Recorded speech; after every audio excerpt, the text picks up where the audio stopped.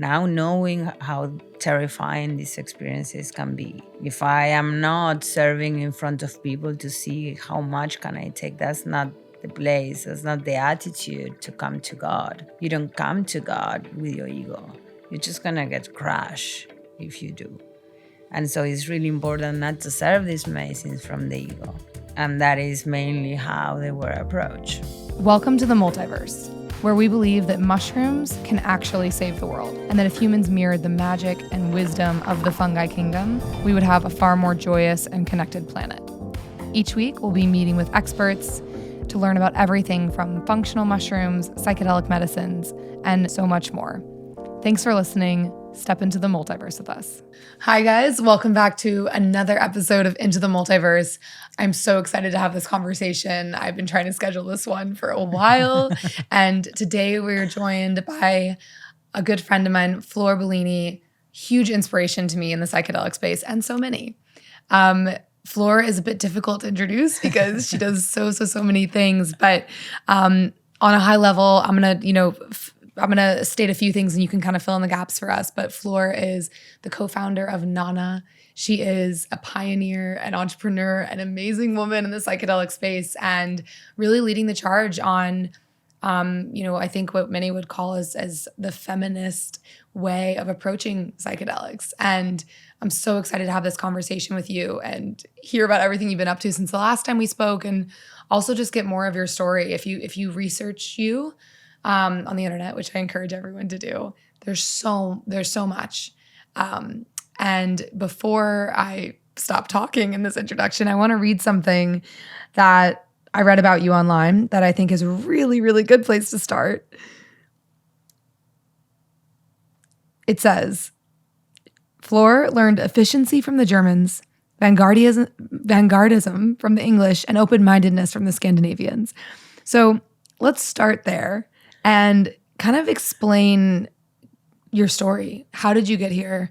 How did you lend yourself with the Germans, with the Scandinavians, with the English? Where did all this come from? So I come from Buenos Aires. I'm Argentinian. My mom is a Freudian psychologist. So I grew up very stimulated, but with no faith. I went straight into politics. And at the age of 25, I needed to run for member of parliament. And I was like, this is not how I'm going to give my contribution to the world. And so I packed my bags and I tried to move to the most foreign culture I would know. I decided to move to Berlin without ever being in Europe. And that is where I met the Germans, and they taught me a lot about efficiency. It was such a distant culture. And from there, I eventually moved to London, and they taught me about vanguardism, and from there, kind of exploring different places and different curiosities. Eventually engaged to an Englishman. I decided to break my engagement. And again, I was kind of on top of what I thought the world to be, now in London at this time. And having everything I thought I wanted to have again, like when I was at home. And so then is when I kind of went home and tried ayahuasca for the first time. And how old were you? I was 28. And that was kind of in the context of also changing school of psychology, from Freudian to Jungian. And it was within the context of the Jungian psychologist that he was like, why don't you try ayahuasca? I was like, huh. And I kind of did research for a couple of years, and eventually, when I didn't know what was next, but clearly, there was something for me next. That was my first time. And so in all that process where I, kind of the first time I did ayahuasca, I understood that I didn't understand anything about life. It was the first time I experienced myself out of my mind. I'm like, oh, I'm not my mind. And it was a very interesting experience. So kind of I started sitting with the medicine every time I could.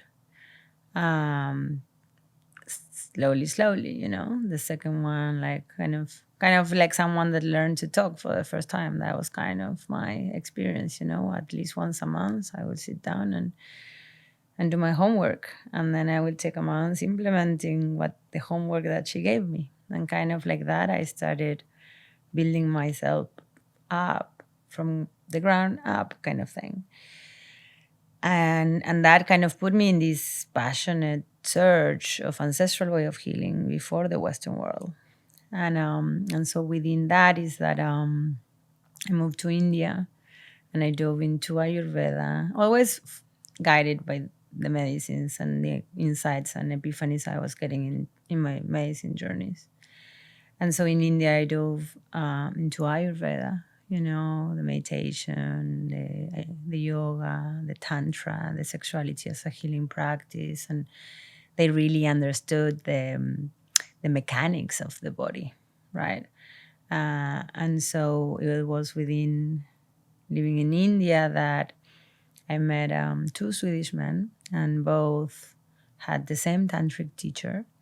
And so I end up in a polyamorous relationship with these two Swedish men, because within this theory of Tantra, polyamory is kind of a way of transcending the ego attachment. And if because I love you, you cannot love anyone else, that's not love, that's conditioned love.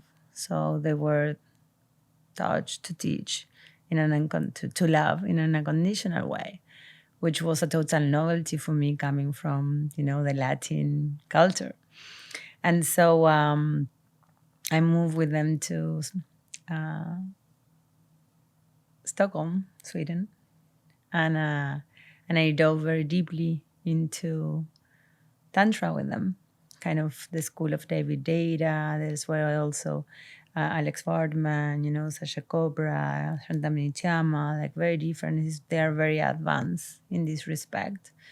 They see sexuality as a way of, connecting with source. This was the same in India, no? And like there are many different ways of approaching the subject, but it's also like medicine is a millenary practice, right?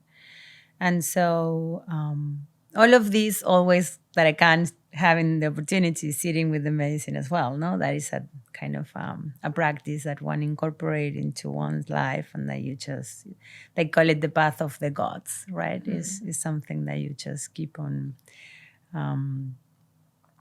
doing if you are into personal development or self-mastery, right? And so that's that was until I basically decided to leave them both and grab 500 bed of nails. One of them was the founder of the bed of nails, the acupressure market. Yeah. Worldwide, he was the first one. And so we grabbed like 500 of these bed of nails and went to Burning Man for the first time. And so that's when I discovered Venice Beach and eventually became my base. Was the one place I decided I just didn't want it to leave. And so I stopped following the sun, which I did for almost those 10 years of my life. And then I started more in America, like diving deeper between, Venice and entrepreneurship. And also I keep on exploring more Mexico, and diving more into also shamanism. And that's where I kind of started getting more acquainted working with 5-MeO. I live with a man that was serving it, as his own contribution to the world, not as his profession. He had another profession, but he would heal with water, himself, and created these water treatments, and also working with 5. And so that's kind of, the main kind of highlights, if you may say. But it was within that process that I also initiated, the medicine was kind of telling me that I had to step up, to show my way, the feminine way, how I would like to be served. And I was like, this cannot really be my path, I want to keep on doing my entrepreneurial things, like I always on the side was like, kind of working in some great putting together mentoring companies or, ICT curriculums for developing countries, and kind of working in different things on the entrepreneurial side, but then my personal development and my curiosity, that was kind of my hobby, that I would dive so deep, never really thinking that would have any applications in my professional life. And in one of those ceremonies, ayahuasca, the interesting thing of ayahuasca is that she doesn't let you go. It's not that you say, oh, this I don't want to look at, and she's like, okay. She doesn't let you work that way. So she bring it back in waves. So the things that you want to put under the carpet, she find a way to bring them back. And so in one of that ceremonies, she goes, and now that an Argentinian politician with a background in chemistry became the Pope, which excuse you have not to do your work? And, my background is in politics, in the same political party than the Pope. It's known that he was working in a food lab as a chemist before he enrolled as a priest. And also that he tried ayahuasca in his 30th while he was in exile. And so that was kind of the unbeatable argument for me to take more seriously. And how old were you at this point when that conversation was had? And I was kind of 33, And so when Jorge Bergoglio became the Pope, I following the guidance of ayahuasca, I finally step up to serve 5-MeO. I took who was my boyfriend, who I lived with him and saw him for a whole year serve, but I never was thinking that would be because it was preparing me for me stepping up, right? And I took him to Burning Man to split, kind of leaving it as high as you can. I always believe that is how you're meant to live your relationship, because then it's the trampoline of where you land. And I took the torch in a way. And it was a very shy process and very gradual process. I still went and contacted, at that time, the biggest person on 5-MeO, giving TED Talks to come and serve to my friends in Ibiza. And when I saw how brutally he was serving compared to what I've seen, that... And what do you mean by brutally? Oh, like serving, not even measure if it was 100 milligrams or 50 milligrams. So just you felt like it was kind of, you were observing a recklessness with... And not only that, we are talking about the most potent psychoactive compound in the world that is the most scary experience a human being can have. For people that don't have the full context of what 5-MeO DMT is, can you explain it as well, like in parallel with this? Because I think a lot of people don't fully For sure. Yeah. So within the tryptamine family, we have DMT, that is the spirit molecule, and then we have 5-MeO DMT, that they call it the God molecule. Is the most potent neurotransmitter on Earth, natural neurotransmitter on Earth.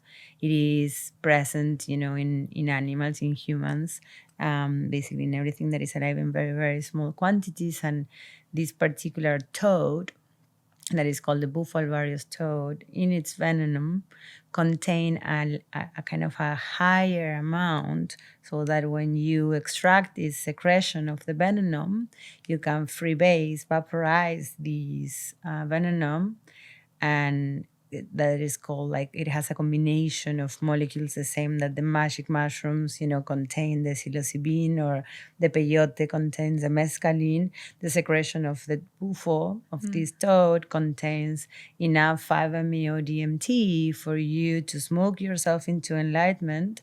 In a full dose, you can check out, have the full ego dissolution, become one with everything that is alive, or go into singularity, experience singularity, and come back to this plane. And it's usually a 20 to 25 minute journey. Yes, and in the peak of the experience, let's say, it's kind of more like 5, but also in that plane, there is not time. Mm-hmm. Yeah. And so you were observing, to circle back, you were observing this man serving 5-MeO DMT, and you felt like it was in a reckless way. And that's kind of also, I mean, I'm assuming what led to, and I want to talk about progressive dosing and all of this stuff, but I'm assuming that was so actually I witnessed that serving 20 people in front of my eyes. I actually got sick in the process. Like I literally puke. Just from observing. Yeah. Just like, I was in a bit of amazing because I was getting ready also to have my dose. I saw friends of mine being brutally hurt.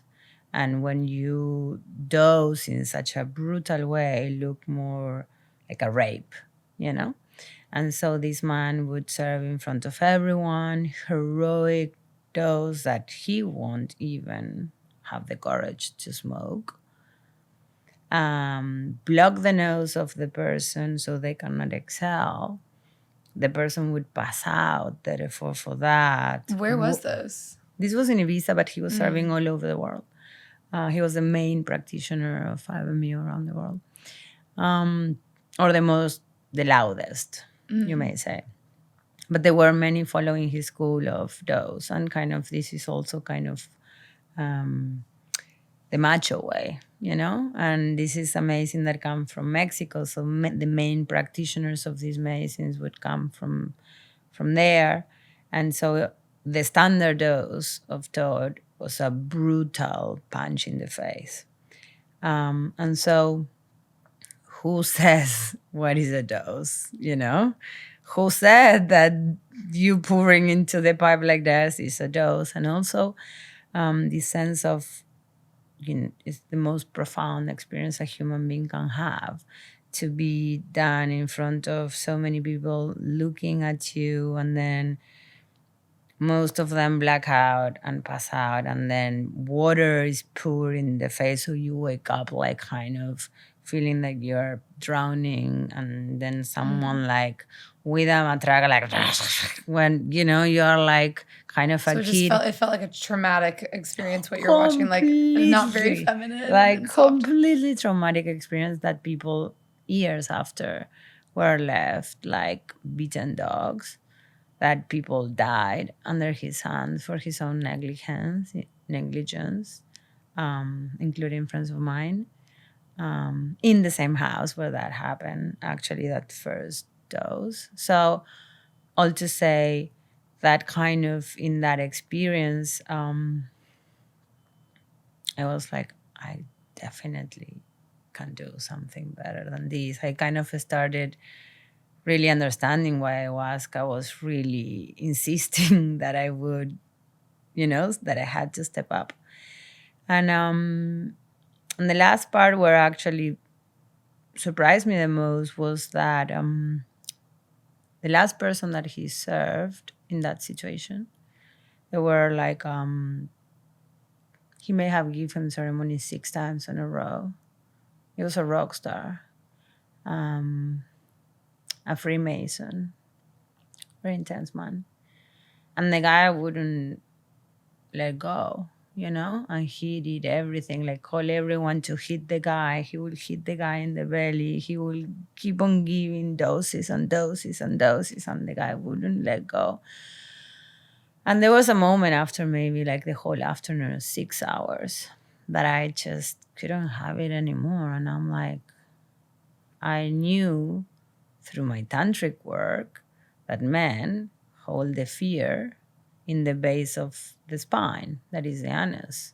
When a dog comes and barks, you shrink your anus. And so there was something in my intuition that told me, to go and interrupt his ceremony in front of everyone. And I just got on my knees and I just put a tiny bit of pressure on this man's butthole, and in less than a second, the man finally puke everything and let go.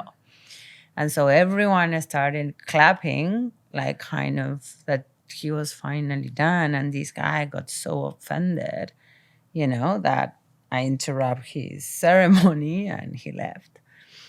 And so that was for me the moment that I realized, okay, I definitely, have to take this more seriously.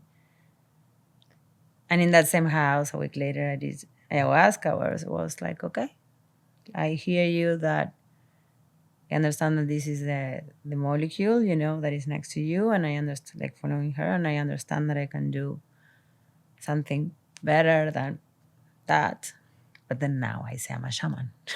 Well, and so I'd love, to hear more. So it's, and that sounds like such an important piece of everything that you think about, right? Like in our conversations that we've had, they've been really inspirational in the sense because you're really explaining what you call progressive dosing. And it's for people who need like some sort of a business reference point. It's kind of like minimum viable product, or like what is the minimum that you can do to get the maximum output? Is the minimum effective dose. Minimum effective for dose. whomever you have in front. And Yes. and so, that is an interesting concept, right? Because of a few different reasons. When you hear, just use mushrooms, for example, when people talk about hero dose of mushrooms, that's kind of like the mecca. Like it kind of is like revered in a way where the more the better. And a lot of what I spend my time talking about is microdosing and how powerful microdosing has been, and it's subperceptual. You don't feel it. And I know so many people that have had their lives radically transformed by microdosing. But the glorification of the more the better, whether it's with alcohol or with psychedelics, is a really interesting concept. And I think that you bringing this feminine lens to minimum effective dose is super important. So since you've started, what is kind of your talk track around minimum effective dosing? And you can answer it kind of in the lens of 5-MeO DMT or mushrooms or however you like, but how does that work into your work with serving? So this was kind of also just out of empathy and following intuition, the fact that why would you eat the whole cake the first time? To naturally, a woman doesn't serve like that. And so what I started to notice is that what I would like, now knowing how terrifying these experiences can be, if I am not serving in front of people to see how much can I take, that's not the place, that's not the attitude to come to God. You don't come to God with your ego. You're just going to get crushed if you do. And so it's really important not to serve these medicines from the ego. And that is mainly how they were approached. And so what it was really interesting to see in the process of serving in a way that it felt more compassionate, and like knowing how scary they are, how can I make you feel the most comfortable, the most safe, and how can I actually introduce you to the molecule in a small dose so you get a picture of how this is. So already you can remove the fears of not knowing. The first dose already calms you more. And based on that initial dose, you decide how much more you want to go. And if you want to go. And for some people, 5 milligrams are already a lot. And for some people, it's a great first dose. But in the other way, you have no option. There is no reference for a molecule like this. You have no idea what you are going to find. And to be shot like that into, there is no God and there is a God and that you are God within 5 minutes, how do you integrate that? You have to assess the personally, not only physiologically, can the heart take it, or psychologically, or emotionally, spiritually. Have you ever had a mystical experience? Do you believe in God? Do you have some form of trauma? Like all these things are important to then, how do you help that person make sense of that experience in their everyday? Right. In many cases can be completely destabilizing. But all of these people that serve this heroic dose, they don't provide any form of integration. They don't even answer your phone like this man when you are like then having episodes that flashes coming back, completely disrupting people's lives. Or like just to realize that you've been doing everything wrong for all your life.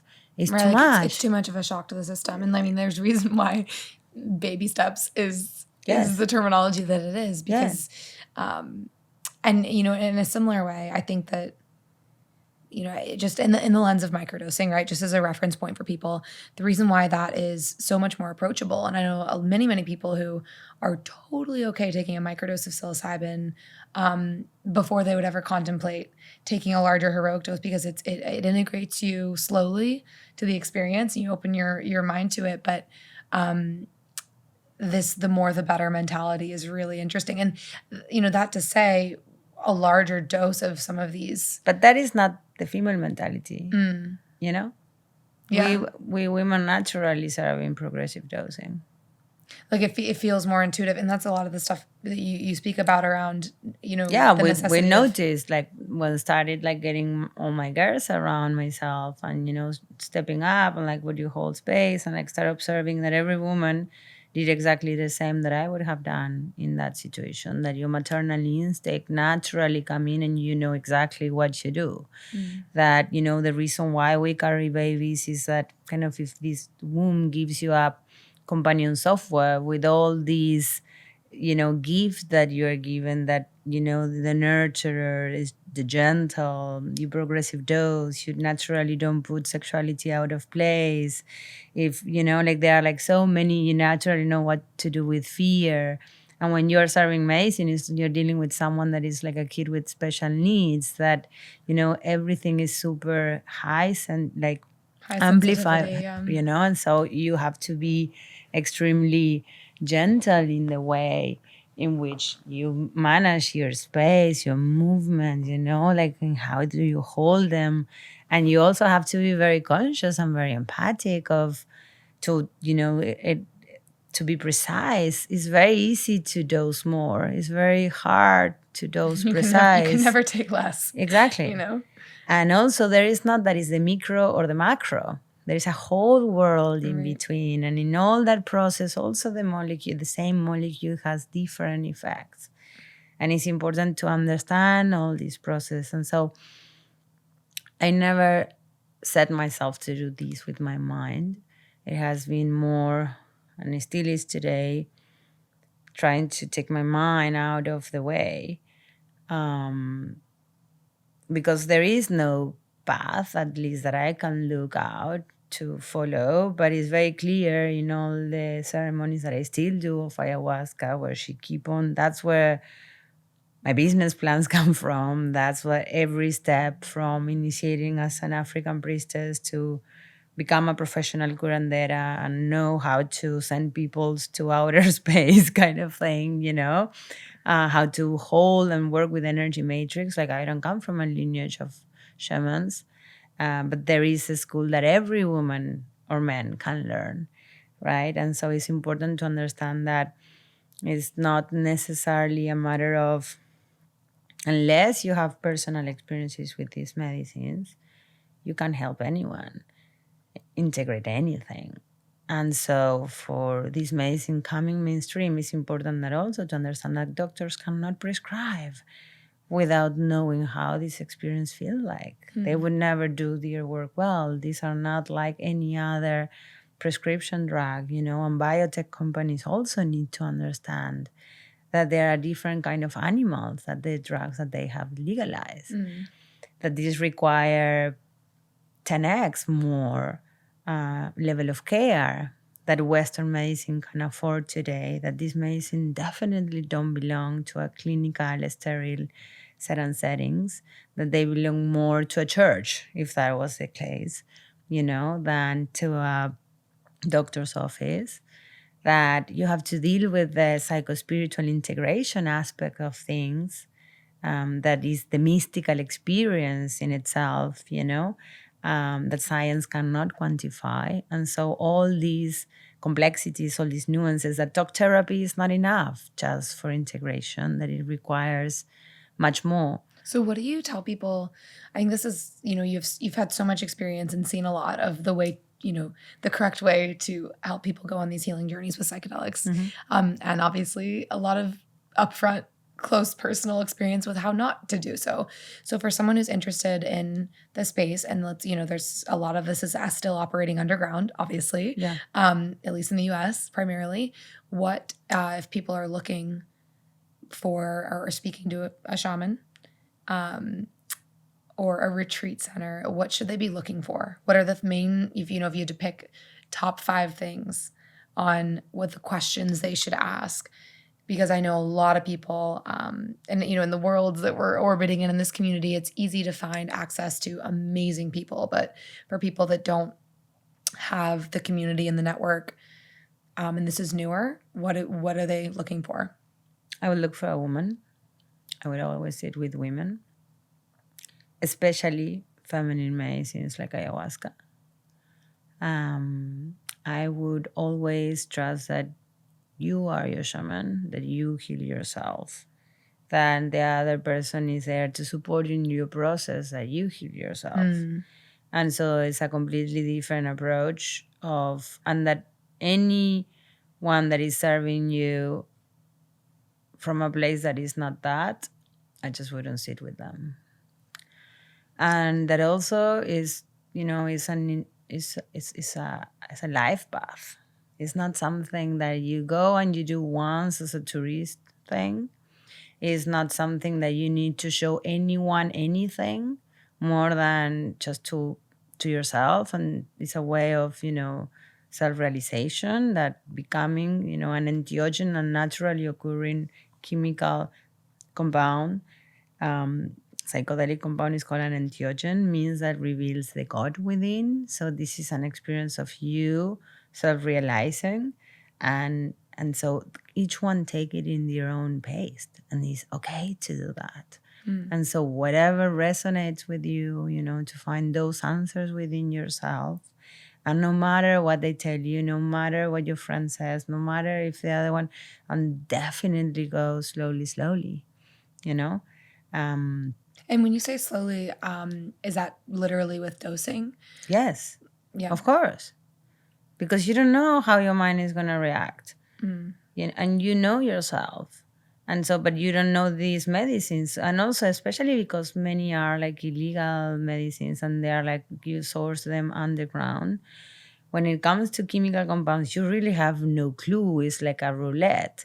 Can be the best acid or it can be the worst acid. And you have, most of the cases, you have no clue. And in most of the cases, it's not really a great chemist that really care about you having the best trip of your life, unfortunately. And so it's really important to try little to address that you are not going to end up in a horrendous, horrible trip, because sometimes a bad trip has to do with being bad quality of drugs, of synthesize, how they're synthesized. It has to do also with too much, way too much. And also these are long experiences. You don't want to be in hell for 10 hours. There's no need. It does traumatize you. It opens you up in ways that you don't need to be open up. Set and setting is extremely important. Alcohol doesn't go with any psychoactive or medicinal drug. There are like things that are mandatory that one knows. If you're going to take drugs, you have to understand, some basics of navigation, of certain settings, of dosing, not to be a healing and not a traumatic experience. And then when it comes to natural psychoactives as well, because like every strain of weed, for instance, of THC is completely different than the same with mushrooms, right? Depending the strain, it can be a trip that is going to be more like ayahuasca, or it can be a very uplifting and clear trip, but it depends on the strain of the mushroom. So you never know before you even like chunk yourself. 5 grams of mushrooms is a lot. Sometimes even you can do 1.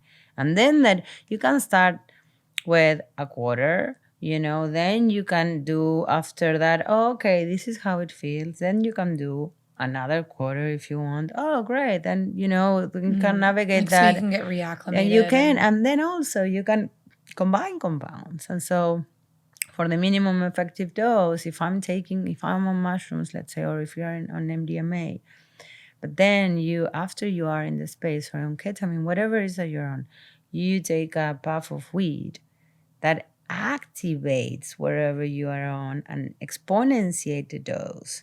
So sometimes you don't need to take so much MDMA. You can take the minimum that you need to get into the space, and then rather than keep on taking a lot, you just can activate the initial dose with THC.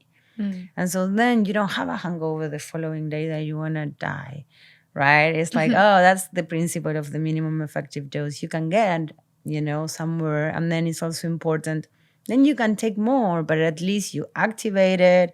These compounds combine in a beautiful way, the same way that you do the functional mushrooms with the magic mushrooms, and they activate and they talk between each other, right? And also, like some medicines, also you can do a bit of, let's say, ketamine, that is kind of shut your monkey mind, right? And so you can get more into the experience with less friction. And then MDMA activates the heart, but also you don't need to shove so much because these are chemical compounds. They do have a downside, right? And how then the natural activates, and then the importance of keep yourself hydrated. Like there are like some basics. There's so much to know. Like even what you just described, and why I also think it's a really important is because on this podcast we have a lot of conversations around psychedelics and functional mushrooms as well, and there's so much good in the compounds. There is so much healing benefits to all of these things, but as with anything, if used the wrong way, if ketamine, when used the wrong way, highly can be detrimental for people. And I know a lot of people that have used it for healing, and a lot of people that are struggling with whether you want to call it addiction or not. No, it's definitely addiction. Ketamine is a shortcut.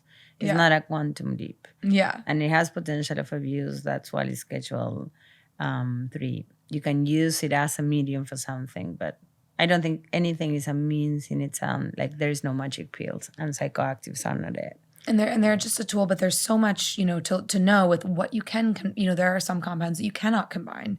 There are some compounds that work beautifully together in minimal doses, but then if there's too much of one and not enough of the other, there's so much to know. And I think. But that is why you always trust yourself and your own intuition, and you go slowly and you experiment, because you are different to everyone. No one is the same. So it has to be personalized medicine. It cannot be a standard dose fit at all. And I think that's, that speaks to the importance of sitting with people or really just really trusting whoever is giving you the medicine and knowing where it comes from, which is really important and very overlooked. And there's so much that has happened, especially in LA recently with, things being laced with fentanyl, and there's so much danger and not knowing the source of anything. And I mean, we see this in a much lighter way in the functional mushroom space, where it's just products are filled with bullshit, and those are legal regulated products that are in the grocery store. So you can imagine how that takes place in the underground world when these products aren't regulated. And part of the reason why I think it's a very exciting time because of the legalization of all of these compounds is we're able to actually bring the underground above ground and potentially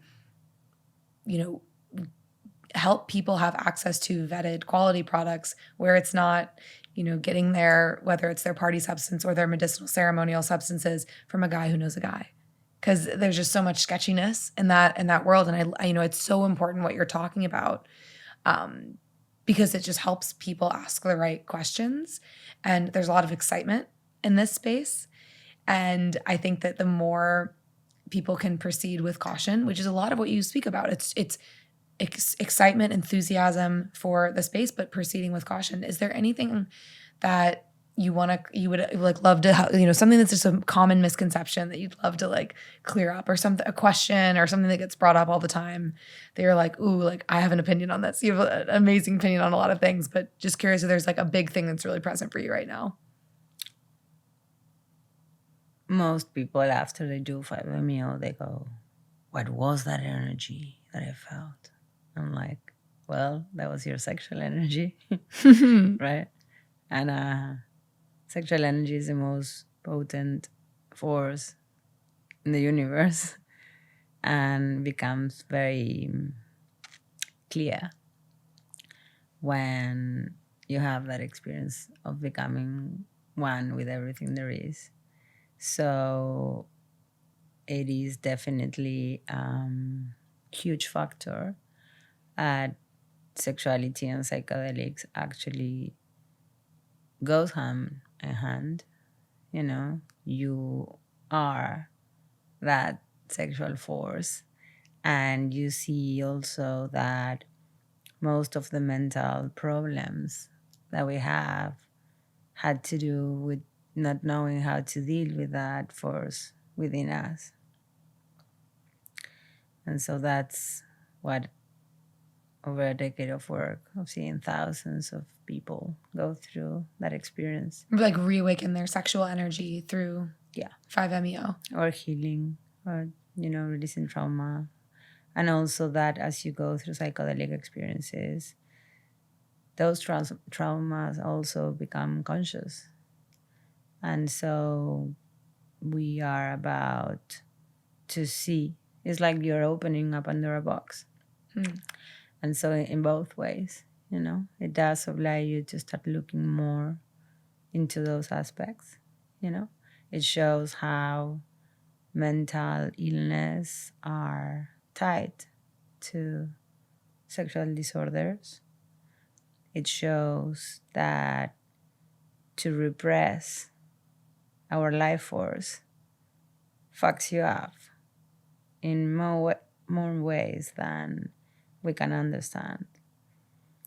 And not to know how to circulate your sexual energy, not know how to come in the ways that are healing, that are not the one that we've been shown in porn.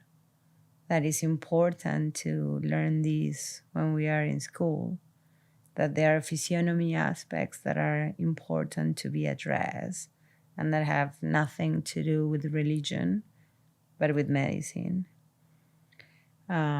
So it becomes, very real, the things that come up when you start working with the most potent psychoactive compound. Yeah. It's amazing. And I think, when I was reading about you and a lot of the work that you're doing with DMT, I kind of went down a, DMT, 5-MeO DMT rabbit hole. And, it's really common for people to report these sexual awakenings, like reconnection to life force. And you kind of hear, with every different psychedelic compound, there seems to be some common themes of each one, and each one can kind of serve a different need. Yeah. Full body orgasm for women and for men. Becoming multi-orgasmic because you learn to let go in the head. Treating all the forms of trauma, sexual trauma mainly is most of the post-traumatic stress disorder out there. And so that's why when you see in ceremonies that they say abstain for sex and put women and men separated, that has to do more with cultural conditioning than actually with the reality of what these medicines are about and how they come to heal us. And so when we are not confined by the dogma that comes instilled in our culture, when you actually allow nature to do its thing, you see that sexuality as itself, unless it is restored and we learn to circulate it and to explore, as Ayurveda in the Tantra with Hinduism, or the Chinese in Taoism, or in all the ancient forms where sexuality is also one of the ways that we connect with Source, in the same way that plant medicine are the way to connect with Source, or the same way in which through craft, as Ifa, where ayahuasca sent me to school, also there are ways of communicating with Source. These are the three most controversial, demonized tools that we have. And these are the three direct ways of connecting with Source, and most misunderstood areas or subjects on earth, right? Yeah. It's not about porn. The opposite would be more about tantra and healing sexuality or sexual medicine. There is not about drugs. It's about, naturally occurring chemical entheogen compounds. It's not about witchcraft. It's about high craft and working with the forces in the universe, in nature. There is semi-gods for the water, for the wind, for the, and when you start to actually piece them all together, all these ancient ways, the Africanism with the shamanism, with the Ayurveda, with the Chinese medicine, we have a completely different story, a completely different understanding of the universe as a whole. And it's basically that approach, that protocol of treating the individual as a whole, that what we are contributing with Nana. That's why it's really important to understand that, we can never heal, which is to be whole, without addressing all the aspects of the self. And so psychedelic really oblige us to look into all those corners that are the most conflicting or, taboo. So yeah, we are definitely in for a ride. We're definitely in for a ride. I love that. And I loved that 3 examples you gave. That's really beautiful. Okay, so, a few final things. I wanted to read a quote that, and I think you wrote this quote. I don't know if it was written about you or you wrote it yourself, but I found it on one of the websites I was looking up. Okay. And I loved it. And I think it's a really good full circle way to end because it's a beautiful perspective. So I want to read this. I have 2 final questions for you. This was on your website. It's a quote that says, "It's time to reawaken and explore the wisdom and powers of natural medicines constructively and safely, just as they have been used by our ancestors for thousands of years. Psychoactive medicines play a potent role in holistic healing, in a holistic healing process that treats all aspects of our being, equal parts of our body, mind, and heart. They provide an opportunity to calibrate the relationship between humans and nature, to show the way to living more meaningfully, and to restore empathy, compassion, help us to love more deeply. These medicines hold the key to unlocking the wisdom, joy, and love in our hearts. It's time to use them in the way that nature has always intended." I love that. And it's kind of a full circle picture of everything that you just shared. Thank you. So I think that's a really good place to pause. My last 2 final questions for you is, in the theme of this podcast, we ask everyone this, what is the greatest lesson that psychedelics have taught you, if you had to pick one? That I'm not my mind. I didn't know that was the case until I was 28 years old. And that was the first lesson they taught you. I did discover faith before that with my mind. And so in my experience, that was the only thing I knew of, But it's hard that was the first one. The second one was the first time I hugged myself, And the third one was the first time I really hugged my mom. So it just completely changed the way that I see everything, myself, how I relate to myself, how I relate to others. And as I had more courage to take more caps of the subsequent doses, it also taught me, how to relate with the world, with the universe, with higher forces and intelligence, with my ancestors, with my purpose, with my fears, with my light, with my shadow, completely redefine what being a human being is about. It's beautiful. They woke me up. Wow. I'm really excited about everything that you're doing and to continue to watch and observe along your journey. There's a lot to come. So thank you for sharing all of this with us. Thank you. For people that want to know more about you, we'll link everything up and your website and Instagram and all that, but where can people find you? Best place to get in contact with you if people want to learn more. I guess, my website, my personal website is my name, Flor Bolini or Florencia Bolini. Instagram also Flor Bolini. And our website is nanahills.com. Whatever they want, really. Okay, amazing. Well, we'll point people to all of those sources. And thank you for coming on the podcast. Pleasure. We made it happen. We made it. I know. Finally, this is exactly. It always happens exactly when it's supposed to. What is supposed to be. Thank you for having me. Thank you so much. Pleasure, baby. Thanks for diving into the multiverse with us. If you're interested in being a future guest on the show, sponsorship, partnership, or you're just mushroom curious, we're always looking to expand our mycelium network. Find us on Instagram at Multiverse or online at yourmultiverse.com. See you next week.